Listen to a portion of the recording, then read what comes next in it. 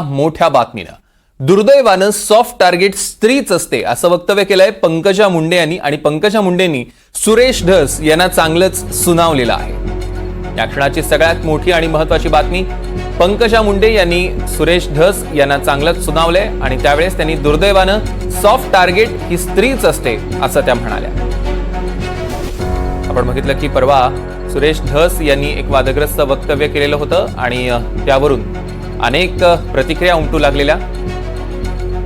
काय नेमकं ट्विट केलंय आपण बघतोय। शक्तीशिवाय कुठल्याही नकारात्मक ऊर्जेचा संहार होऊ शकला नाही। त्रिदेवही थकले की शक्तीचे आव्हान लागायचे। त्रिदेव कोणालाही वरदान द्यायचे आणि शक्ती संहार करायची। दुर्दैवी घटना ही कलियुगातली स्वतःला काहीतरी मिळवण्यासाठी काहीही करणाऱ्यांसाठी खाद्य आहे।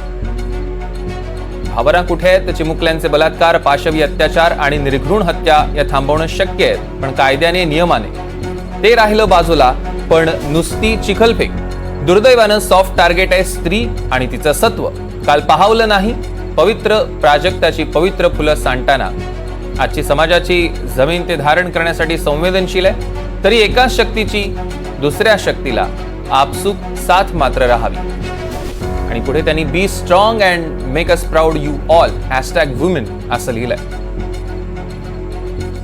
देवेंद्र कोल्हटकर आपले प्रतिनिधी आपल्या सोबत जोडले गेले। देवेंद्र, सौरव, आपल्याला माहिती आहे की बीड मधलं संतोष देशमुख हत्या प्रकरण सध्या राज्यात गाजतं आणि या हत्या प्रकरणाला घेऊन भाजपचे जे आमदार आहेत सुरेश धस यांच्या टार्गेटवर पंकजा मुंडे आणि धनंजय मुंडे असलेले पाहायला मिळतात आहे। काल बीडमध्ये सर्वपक्षीय मोर्चा जो आहे तो या सगळ्या प्रकरणासंदर्भात काढण्यात आला होता आणि या सगळ्या संतोष देशमुख हत्या प्रकरणामध्ये अभिनेत्री प्राजक्ता माळी यांच्या देखील नावाचा उल्लेख करण्यात आला होता। सुरेश धस यांनी तशा पद्धतीचा उल्लेख केला होता आणि काल प्राजक्ता माळी यांनी पत्रकार परिषद देखील केली होती आणि त्यांचं स्पष्टीकरण दिलं होतं। आणि त्यानंतर आपण बघतोय की आता पंकजा मुंडे यांनी ट्विट केलेला आहे आणि त्यांचा रोग जो आहे तो सुरेश धस यांच्यावरती पाहायला मिळतोय।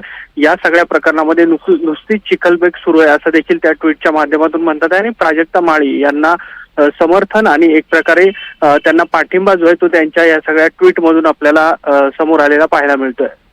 निश्चितच देवेंद्र, यावर लक्ष ठेवून असा त्याचे अपडेट्स आपण घेऊ। तुर्तास धन्यवाद।